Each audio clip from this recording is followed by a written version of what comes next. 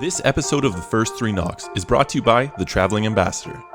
If you're looking for custom lapel pins to commemorate a special occasion or your year in the East, The Traveling Ambassador has you covered. With standard or fully customizable design options, The Traveling Ambassador is here to help you through the design process. Visit them today at www.thetravelingambassador.com to begin designing your next commemorative pin or challenge coin.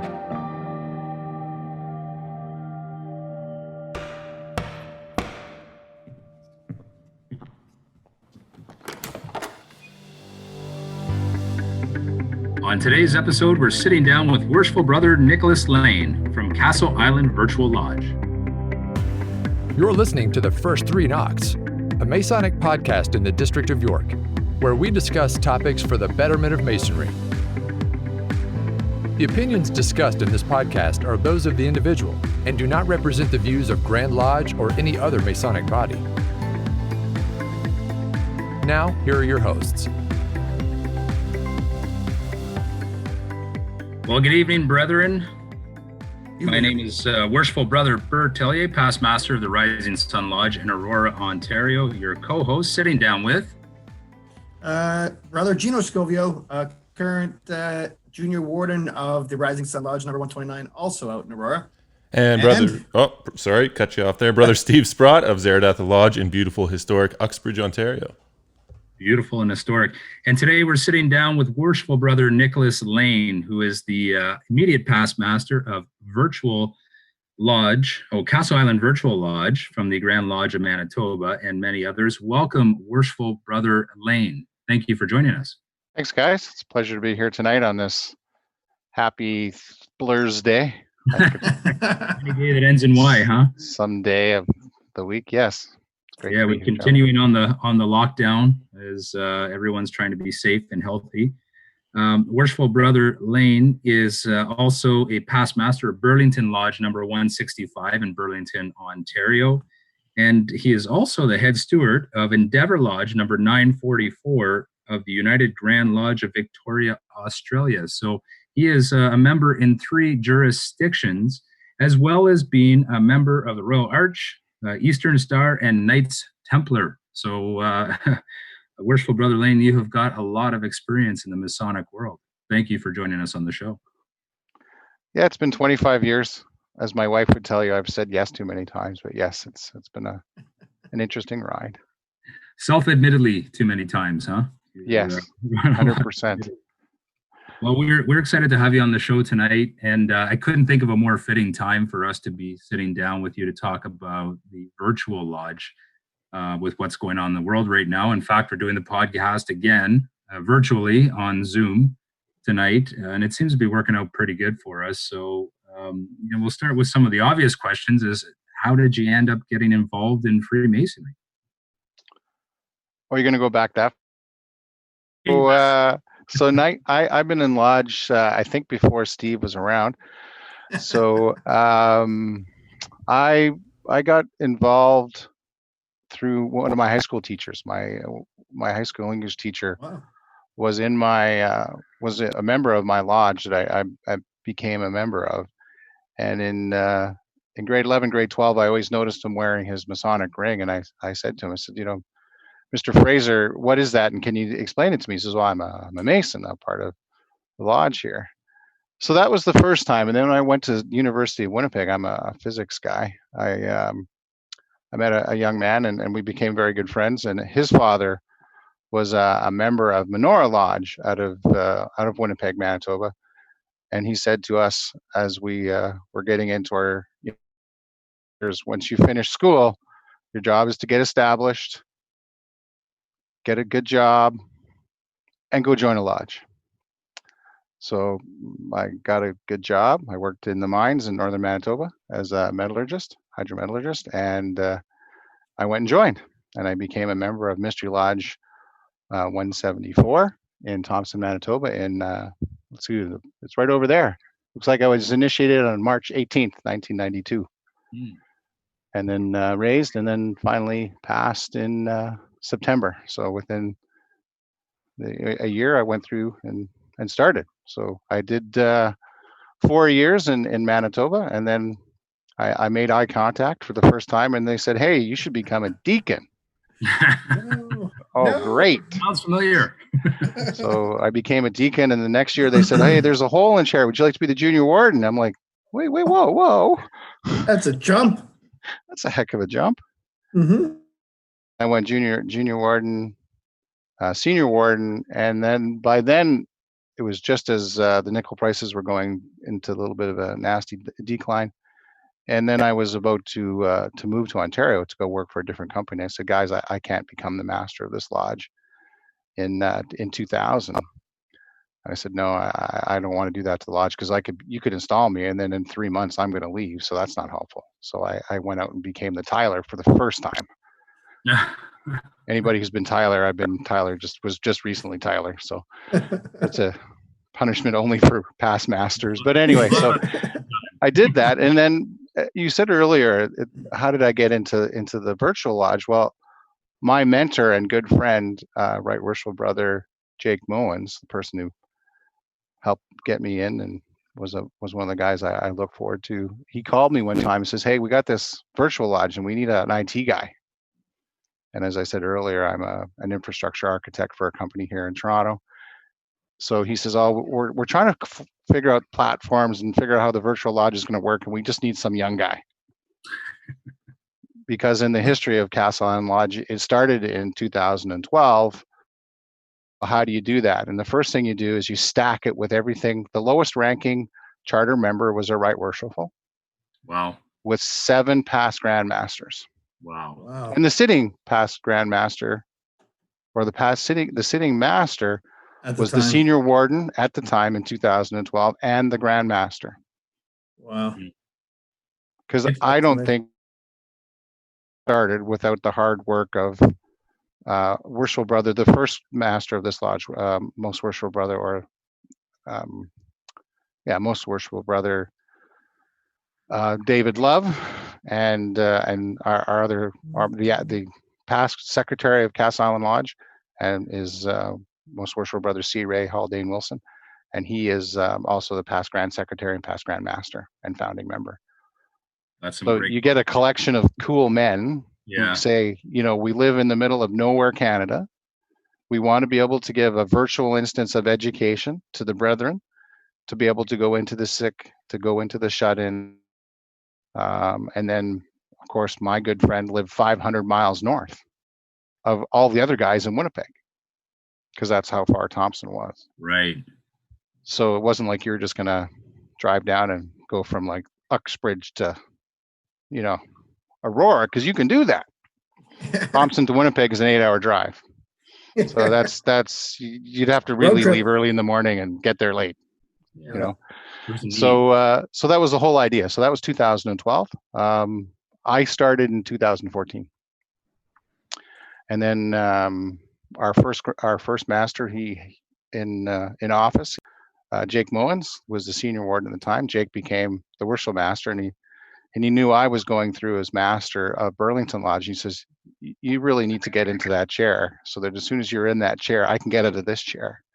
Because in our virtual lodge, the only way you can become master is have already had been in a chair of King Solomon. Because it's hard to, as we would know, the three of us, or at least a couple of us, okay, 2 of us know, when you guys you're not a sitting master, just in Ontario as in Manitoba, there's a ceremony. Well, that's hard to do virtually. So we don't do that. So you have to have been a past master. So 2015, I became a master in Burlington Lodge. And then late 2015, I also became the master of Castle Island Lodge. So within over a 2-year stretch, I was master in 2 lodges, 2 different jurisdictions at the same time. Wow. Phenomenal. And that was kind of hard, because sometimes I'd be sitting in the chair going, okay, which work am I doing? What are we on? Am I opening opening a lodge in Ontario or in Manitoba? Where am I? The work's a little different. I was just going to say, complete, I mean, a little bit different, but 2 different jurisdictions, 2 different governing bodies, Yeah, because and I'll say this carefully, in the Grand Lodge of Canada and the province of Ontario, the Constitution does not think that you could be virtually a master in a different one. It says you can't be a master in 2 lodges within the same district. Well, that's okay. One's in Manitoba, one's in Ontario. So no one got mad at me. I've been master in both now. That's over and done with. So that's how I got started. So it came from university, and then I spent 5 years in Manitoba, and then came here. I took a break, actually. I did what a lot of people do. I was a scout leader for a long time, almost 20 years. And then when my kids were old enough, I said, okay, you guys are finished with scouts. I can go back to lodge. So then I went back into Burlington Lodge, made eye contact, went from being a guy on the side to, hey, would you like to be the junior warden? I'm like, what? Oh, jeez. Welcome back. Hey, we got a spot for you. So spent 2 years as junior warden, and then junior warden, senior warden master, IPM, and now, part of the guys that try to just keep the younger guys happy and moving. So that's kind of a little bit of a story. Yeah, no, that's great. And what's phenomenal is that this started in 2012. It's been 8 years.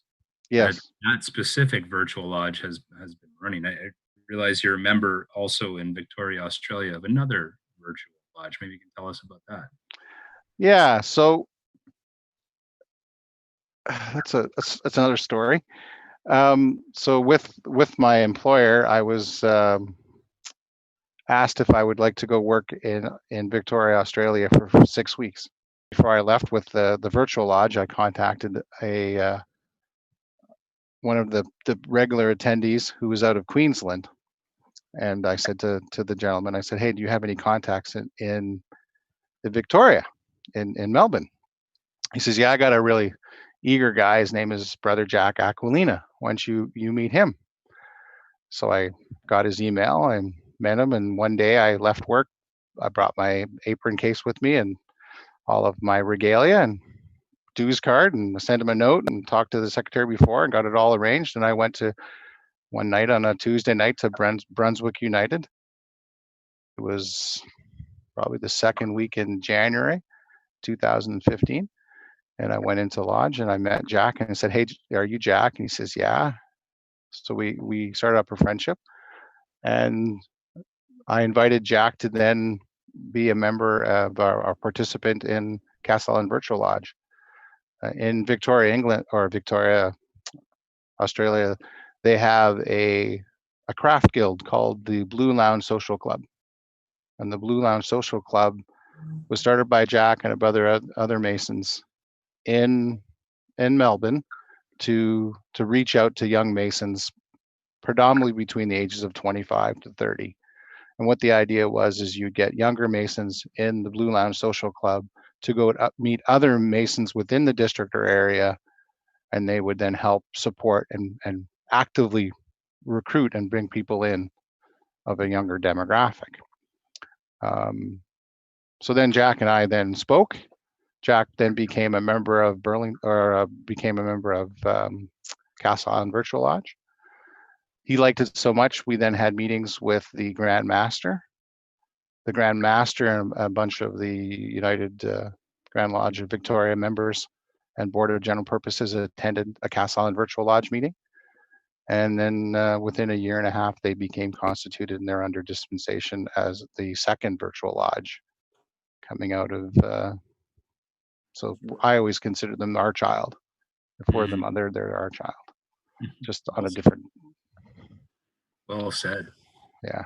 So that's how they came about. It's just fantastic that we have these lodges that do exist, because again, we don't have it available here in Ontario just yet, but hopefully with what we've seen with COVID-19, there seems to certainly be a slight need with new technologies. And even before that, I think some of the interviews we've had before was, we get some elderly brethren who aren't able to make it to the lodge, but they still want to participate. So I'm sure that's also a great thing to have and offer for them as well, right?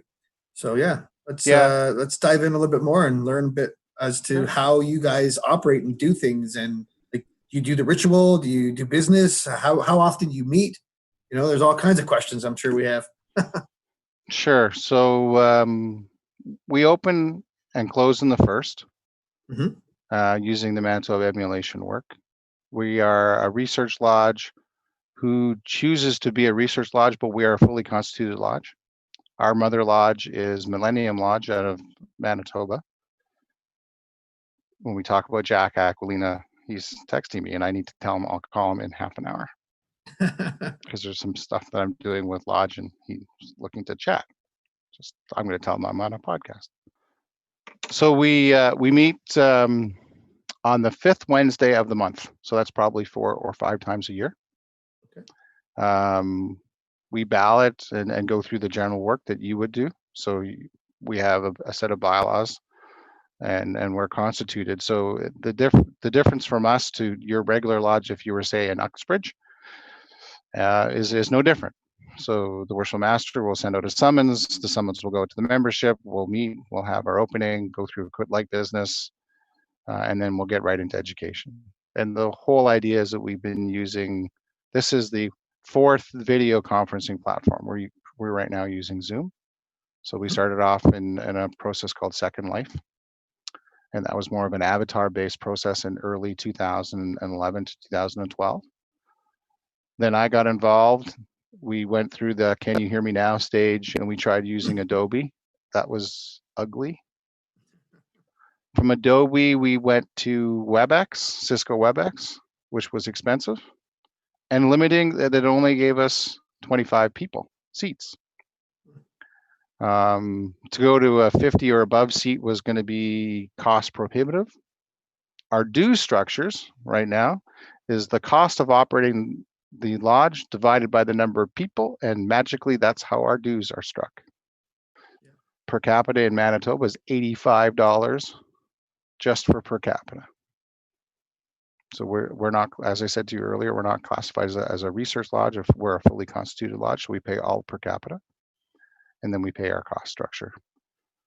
So once, like I said, we open, we close, we do our education, and then we introduce our guests. Today's membership. So our worshipful master is worshipful master Roger Bede out of Florence, Arizona. Our senior warden is worshipful brother Brett Gordon. He sits out of Hollywood, Florida. Our junior warden is brother Jack Aquilina out of Victoria, Australia. He's also the secretary of Endeavor Lodge. Strange how that would happen. Funny. Our senior deacon is, let's see how well I remember people's names, not going to my list, is out of, it's Nick Johnson, formerly of the TMR, and he sits out of Minnesota. Junior deacon is Right Worshipful Brother Rick Schwam out of Philadelphia. Inner Guard Right Worshipful Brother Alex Peterson out of Ohio. Our Tyler is Brother Carmelo out of Rome, Italy. Brilliant. Wow, from everywhere. Yeah. Wow, that's everywhere. So when I say we're an international lodge, we're an international lodge. Yeah. Mm-hmm. That is must be amazing. It must be pretty amazing experience, say, compared to local lodge in Ontario, for example. Can you talk about some of the differences with the virtual lodge and that global group working together? Yeah, I mean, so it was interesting. We became a global entity probably 3.5 years ago. And it really started to take off when our most worshipful brother, Ray Haldane Wilson, C. Ray Haldane Wilson, met Nick Johnson. And Nick Johnson was at a Manitoba and Minnesota international convocation. They met each other through C. Ray. C. Ray, by the way, is 86 years old. He's been a secretary for 50 years in one lodge and done all the other things I talked about. So he introduced me to Nick, who then introduced me to TMR, who then was the first time I had a podcast.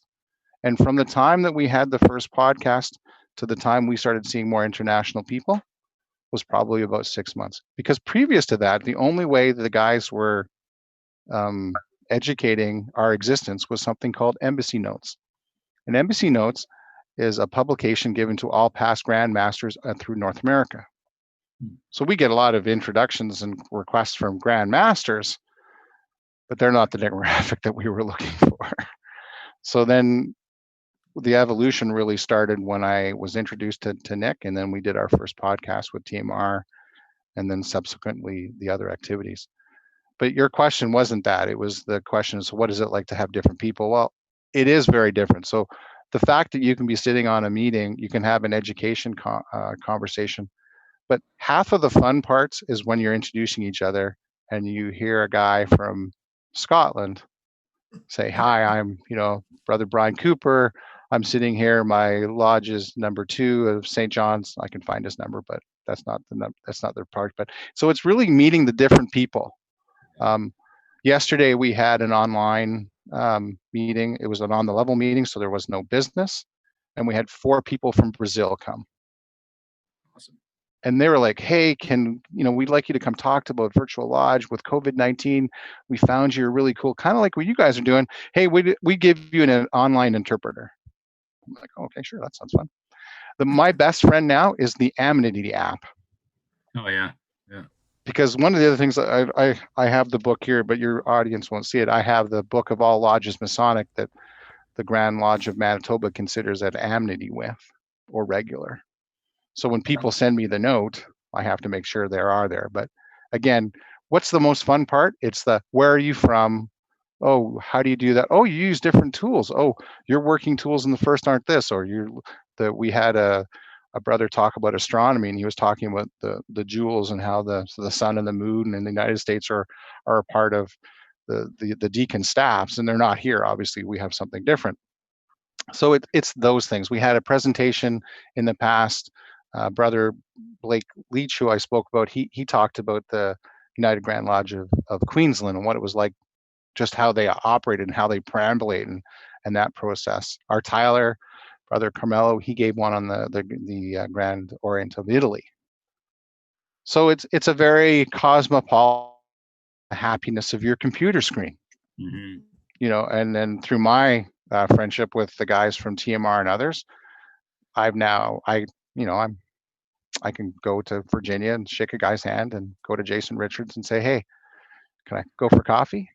But I would never been able to do that without the virtual lodge and not having the friendship to go to those guys and now say that, we're in the same kind of ecosystem of trying to help Masons become better Masons through education, through a digital media. And I think that's the fun part. So it's the getting to know people, seeing people from different jurisdictions, listening to their accents is also kind of fun. So when you have the guy from Florida versus California versus Australia into Italy, we've had Germany as well. Some of the American forces bases have German operations, and there's lodges there. So we've talked to those guys.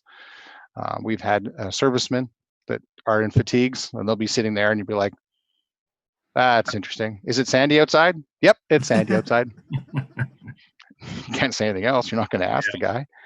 And then the sick-in, I'll give you a little interesting tidbit. Two meetings ago, out of North Carolina, the Grand Master of North Carolina had one of his brothers who was in a car accident, and he hadn't been to lodge in probably 4 months. And they brought a tablet into the hospital with him, and he attended the meeting from his hospital bed. And I spoke to him recently because they're interested about doing a virtual lodge in North Carolina. He said, it was just amazing just to be a part of the brotherhood as a person recovering in a hospital bed, which I never thought I could ever do. Right. And out of all the things that you say about virtual lodge or education, I think that's the best thing that we can do for ourselves is remember who the audience we're trying to touch. We're trying to touch the people that are seeking light, but more importantly are who maybe couldn't always get to it.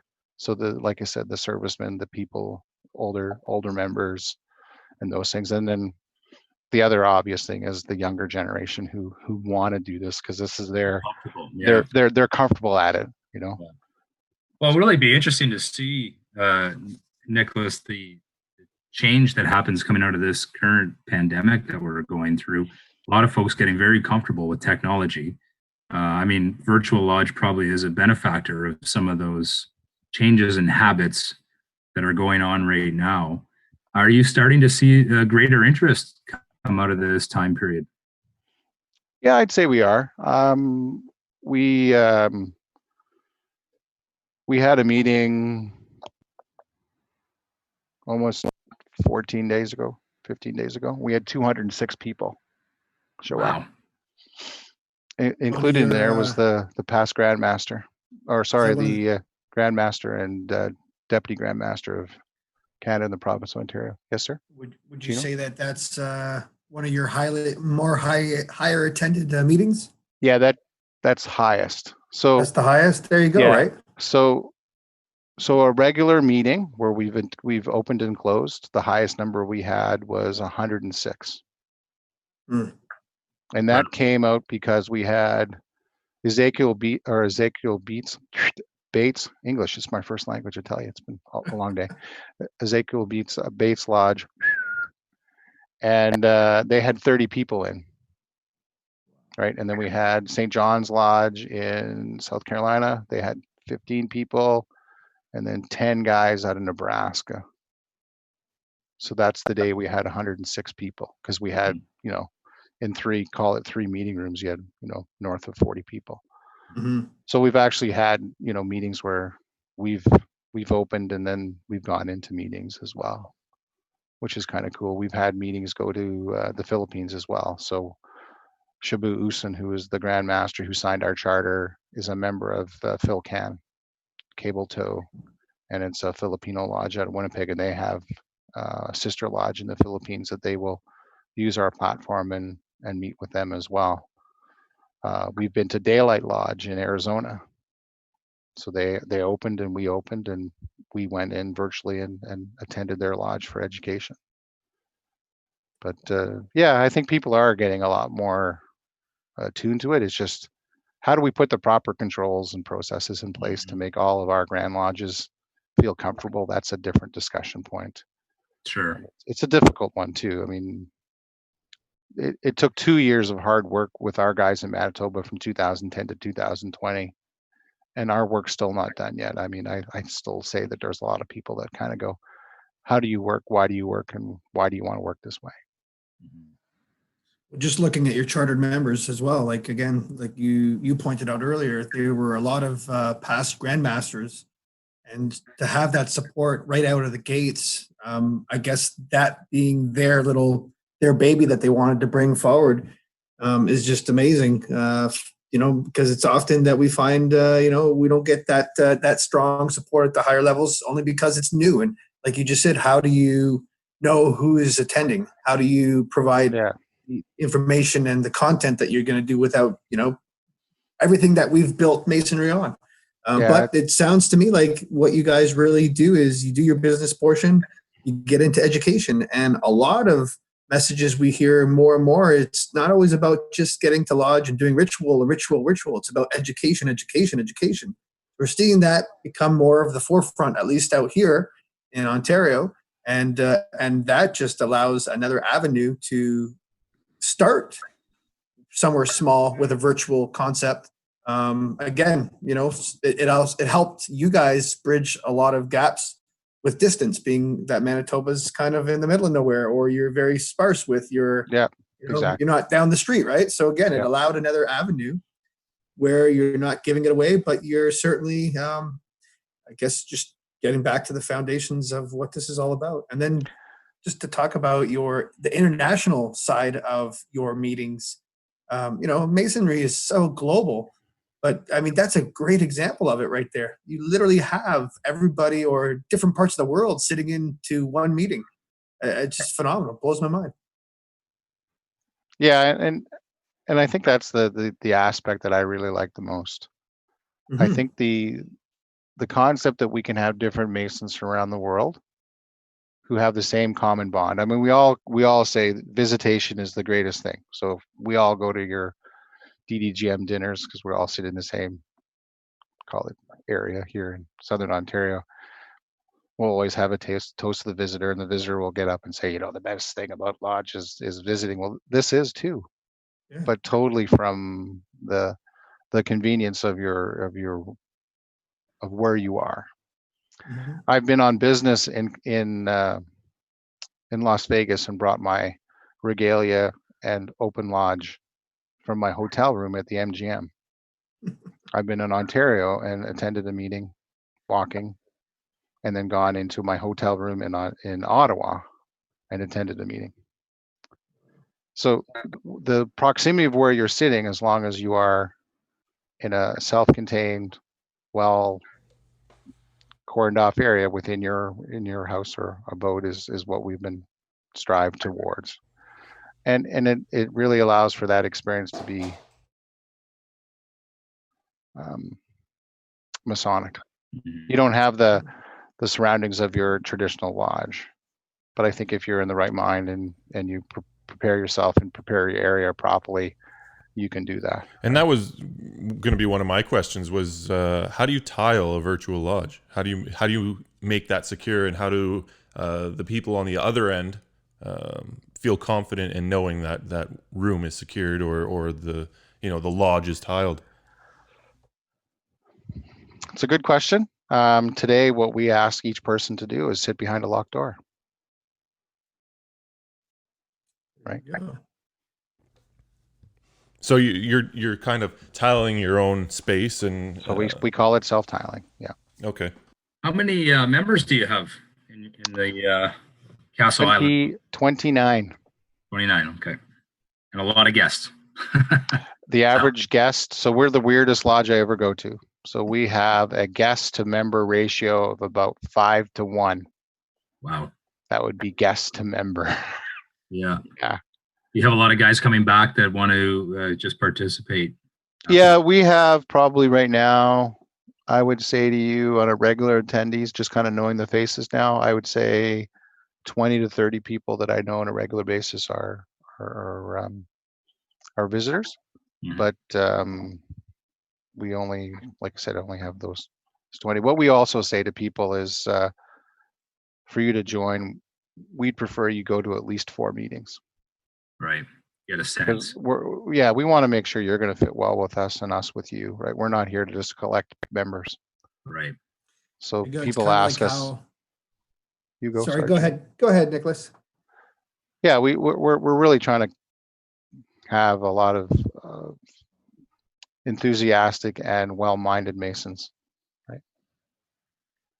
I was just mentioning the point of, when we try to, when we have newer inquiring fellas who want to join, we often have them over for dinner for a few times. Again, like you just said, to get a proper fit. So I guess that's your way of having them over for dinner, right? Come join us for a few meetings, get a fit, see how it works, get your style to it.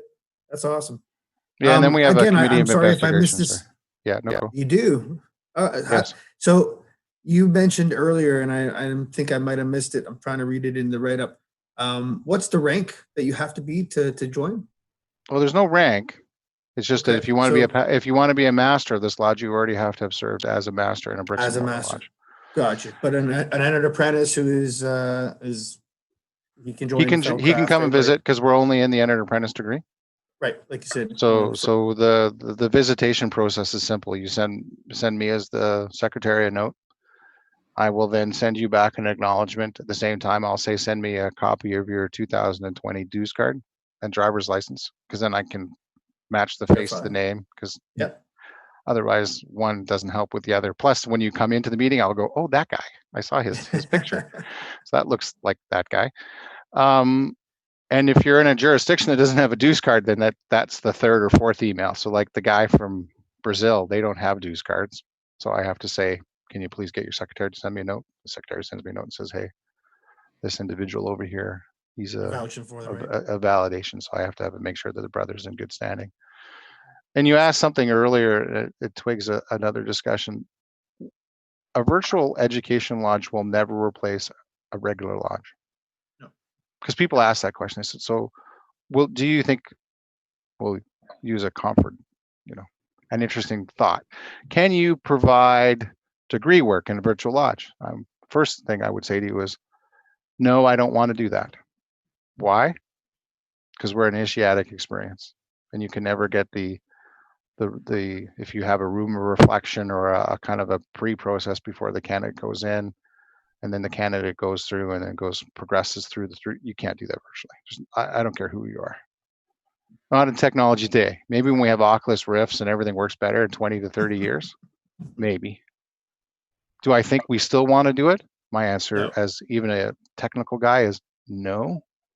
I want the whole idea that you can have things like meditation and the smell of beeswax candles, or the lighting of the room, or the sound of different processes within our degree, because we're not going to give anything away, but we'll just say there's sounds and certain things that go on, right? You can't do that virtually. And we as a lodge never intend to replace that, because some people say, well, you're trying to do stuff that's going to change the ancient work, and the answer is no, we're not. We just want to open, close, and get to education, and we want to have a high quality education. So when I first started, Jake says, well, you can be the Leo. In Manitoba, they have a position called the Lodge Education Officer, and I was the only non-right worshipful in the bunch, and I'm like, you're making me the Lodge Education Officer? Oh, geez. No pressure when you have 8 or 7 past grandmasters as guys and a bunch of right worshipfuls. I'm like, thanks, buddy. You delegated to them, I hope.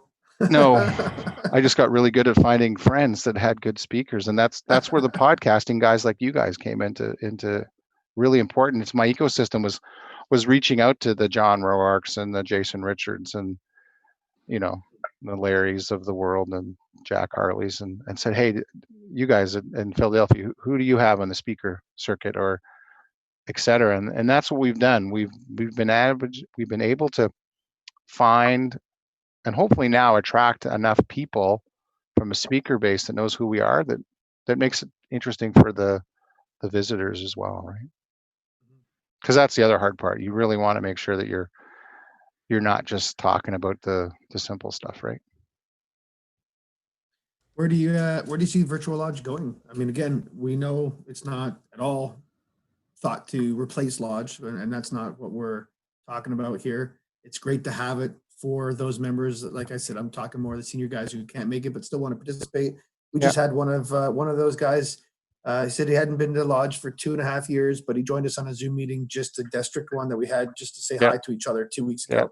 Yeah. And so again, it gives that platform for us to stay engaged, stay in touch with the Virtual Lodge, get some education. But where do you see it going?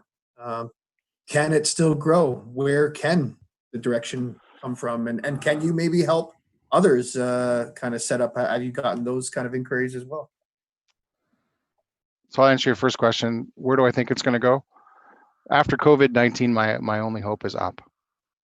I would like us, as when I say us, sitting in Ontario, in that jurisdiction, I'd like for the Grand Lodge of Canada and the Province of Ontario to consider what can a digital education process look like. We have the College of Freemasonry, which gives us exams and processes. We had a great conference at, and this is where I think I met Steve, was at, no, I met you at somewhere else. Sorry. I met Hamilton. I met you the Barton Lodge. At the Barton. Yeah. Barton Lodge. Because one of my buddies, when I was master, became master again, so I had to go support him. But anyway, we had the Masonic conference in the Central Masonic Temple, or Scottish Rite building in Hamilton. Why, I said to one of the people there, why can't we do a virtual version of that? It's really how do we get the Masonic body as a whole to embrace technology and not be scared of it? That's the first thing. The second thing is, how do we use it appropriately so that the Board of General Purpose or other bodies can also buy into it? You can't just run into it. You can't rush into it and say, we're going to change all of it. So you stated earlier that the biggest reason we were able to do what we did is because we had that powerhouse, and that probably will never happen again. I can say that probably equivocally. You'll never have 9 guys of past rank as much of the people that started this lodge with at least the forethought to say we should do this again. Because Endeavor would have never started if Castle Island would have started. So there's an evolution, and I would like to hope. So you asked that question earlier. How do I see it working? I'd like more education lodges like this to continue. Every 6 to 7 months, I'll get another. We've had the past Grand Master. He was sitting at the time of Nebraska talk to us. We've had North Carolina, South Carolina, Alabama. We've had a lot of the United States. So when you think about it from a visitation perspective and podcasting, where do I see the biggest swath? It's through that spot. So this is why I'm kind of excited to be on a Canadian one, because if you ask out of those 26 members, how many of them are Canadian members? The answer is less than half. All of the new petitions are coming. We have almost more Floridians than we do Ontario people in Lodge today. Hopefully now that we have, I think, 50%, close to 50% of our audience is Canadian. It started a little bit more Canadian, but it's gotten up there with the American listeners. I don't want to put your theory down, but I think we're at 41% Canadian. So, well, you know what? 48% from the U.S. Challenge to the 41%. Let's go. Yeah, find Nicholas and participate in his lodge, because I'm sure that you'll find it useful and helpful, and you might be it'd be this audience, I think, that could help kind of create it for Ontario. So I hope we can do that. I said to you earlier, it was nice to see the Grand Master and the Deputy Grand Master at our last meeting, because I invited my my DDGM, because I sit as a person, a part of the district. I'm the head of benevolence. So I invited our DDGM, and then he's flipping through the 206 people, and he goes, "Did you see who's over there?" And I'm like, "No." And I looked, and there was Most Worshipful Brother, the Grand Master, and and I keep looking. I flip to another screen, and there's the Deputy Grand Master too. So I think they're inquisitive, right? And there are a lot of smart men in our Grand Lodge. I would offer them, and just as I offer any Grand Lodge, assistance to know how we did it and where we're going. But I would say to you, we need to be careful on how we evolve, because we have to be consistent to what our Grand Lodges want, and are willing to evolve at. And you can't evolve faster than what the jurisprudence and what those teams want. And then we have to be careful on how we interact as well. So I think it's only onward and upward. The question is, how does it evolve, and how many more we will have, but still with the same guise of, let's not try to take over the world in a bad way. Like, let's just stick to what we're good at, which is education. Let's not try to do ritual or things that the technology can't do or enhance, because to me, you can't remove the part of meeting Steve in Hamilton and shaking his hand and getting his business card and saying, "Hey, you're a nice guy." I mean, we can see each other through this camera, but there's still not the same part of Masonry that you need as a physical person. And more importantly, COVID-19 also shows us why we like to go to Lodge. Absolutely. We like to see people. We like to shake each other's hands. We like to say hello. And if there's a guy who's having a bad day, you want to be able to give him a handshake and say, "It's perfectly fine, brother. Give me a call. I can help you." Virtually, we can do a lot of things, but we still can't get away from that. Yeah. So Well there's said. a good balance, right? Well said.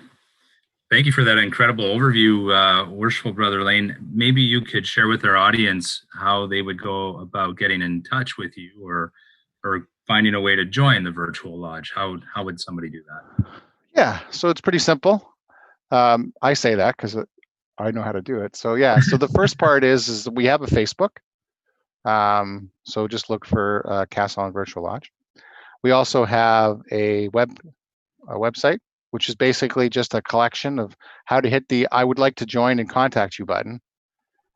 I'm a busy guy, so the guy that's doing my webpage basically allows for me to route email through. So if you go .civ, so Castle Island Virtual, and then lodge190.ca, that's our website.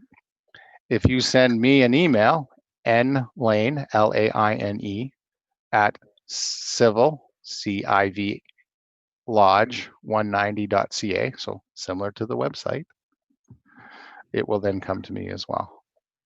So hit the website, hit the Facebook group, or send me an email. The quickest way is send me an email. If you want to come to our regular meeting, you have to send me a 2020 dues card with your driver's license, because then I don't have to send you another email that says, "Hi, nice to meet you. Can you send me your driver's license and your dues card?" Once you're done that, then I add you to a nice Excel spreadsheet that says who you are, what lodge you're from. Have you given me a 2020 dues card? And then I track, how did I get a hold of you? Did you come through Facebook? Did you come through the website? Did you come through a podcast? Because then as a numbers guy, I want to know where people are coming from. So again, back to this big Excel spreadsheet. And then I add you there. And then when we have a meeting, either a regular meeting or a on the level meeting, I just add you to the email list, and off you go. Excellent. Yeah. Well, Sprotty, we'll be sure to put that on our website as well, and our social media, so the audience can easily get in touch with you and hopefully join a virtual lodge meeting, because I think it would be very interesting to participate in that. So thank you for the wonderful overview. No problem. Hopefully I didn't talk too much. No, it was great. Am I safe to assume that your next regular meeting would be April 29th, the end of this month? You are correct. We're having some little logistics, so all intents and purposes, it should work out fine. Yeah. All right. I think I'll have to join that one. The new record. Yeah, I was gonna say. For sure. And just so all three of you know, you do not have to send me your dues card. Well, we did meet in lodge. I've seen all of you. Right now. And Steve and I have sat together in lodge. We have. There you go. Well, the three of us were actually there. But, Hamilton. yeah. No, that's If great. all three were there, then we were all sat there. No, that's great. And I think was there. In this day and age, well, sorry, not this day and age, but this unique time with COVID going on, I think there's a lot more people using apps like Zoom and Skype and things like that. So you might see a lot of people coming out of this saying, hey, these platforms aren't that bad. This is the first time I've used Zoom or the first time I've used Skype. Why not check this virtual lodge thing out? So I think Perfect, it might work out. And I'd give you one other shout out too. If your listeners are looking for Masonic education, there's a Facebook group called Refracted Light. And those are a bunch of guys that I know as well. I'm a part of the administrators group, and they are basically collecting a bunch of speakers through different organizational bodies like Castle Island or the Kansas City Lodge of Research with Alex, or pick a body, the North Carolina Lodge of Research, that was Matt Parker. They had one last week too. So there's the Refracted Light guys are really just trying to act as a concentrator of Masonic Zoom education. I think you can go out right now, from what I can see, if you were bored, you could go out every night to someone's presentation. I think at least twice a week to 3 times. There's that much Zoom education meetings going on right now. I look at my inbox or through the chat room with these guys at Refracted Light, and there's like, hey, who's going to this one? Are you going to this one? Oh, buddy, what's it talking here? And you're like, okay. So I agree. There's a lot of that coming out of this, and hopefully people will get more accustomed to virtual presentations and education. And that will do 2 things. I think one, it will serve the younger Mason that thirst they've always had, but never been able to get to in an easy form. And then for the older Mason who's trying to get re-energized. So if you think about it, there's a lot of those guys that have been here that really you don't see. Well, why? Maybe they've lost the light or they've lost the energy. Well, maybe this will be a way they can get re-energized. And that's what I hope from a different demographic. I think there's push and take at both sides. Well, it's great that there's a way and there's access. So thank you for sharing that. Sprotty, what's left on our Masonic essay contest? We still have a little more time for some submissions. Yeah, we have I think 4 more days once this podcast is released. We have a competition going on. If you submit a essay, 1 to 3 pages on what brotherhood means to you, we're going to pick 1, maybe 2. We'll see, and we're going to read them on the podcast. And the winner may or may not get a prize. I'm not going to share that yet, but might get something special delivered in the mail. So those are due in at the end of the month on the 30th of April. So if you want to email us, the first 3 knocks at gmail.com, and include your essay and just type out, essay submission, and you're set to go. We'll send you a confirmation that we received it. And they have started coming in. So get your essays in. I think by the time this recording is aired, I think we got like 4 days, 3-4 days left. So again, Put your essays in, guys.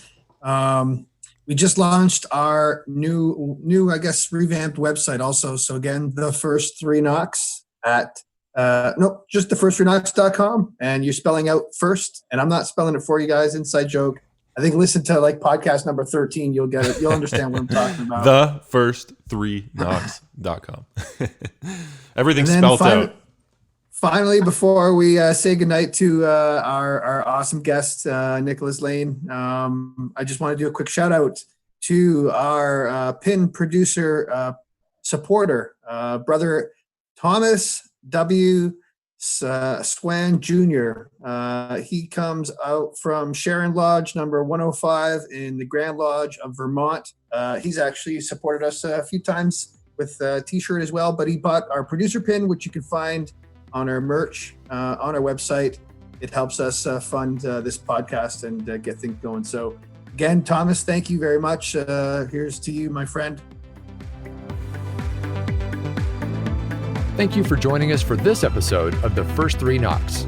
Happy to meet, sorry to part, happy to meet again.